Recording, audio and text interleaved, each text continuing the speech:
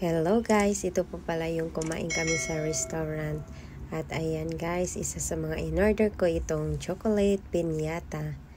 At ayan, nag-enjoy din naman yung mga anak ko. Ayan, masarap din naman po talaga itong chocolate piñata. Ayan guys, nakakatuwa guys kasi yung anak kong babae tuwang-tuwa siya sa pagbasag ng chocolate. At ayan, merong strawberry, pineapple, churros, at yung mga fruits guys, masarap po i-dip sa melted chocolate. Ayan, nag-enjoy po talaga kami guys. At ayan guys, hanggang dito na lang.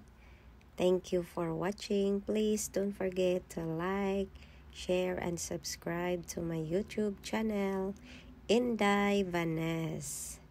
See you in my next videos. Bye bye.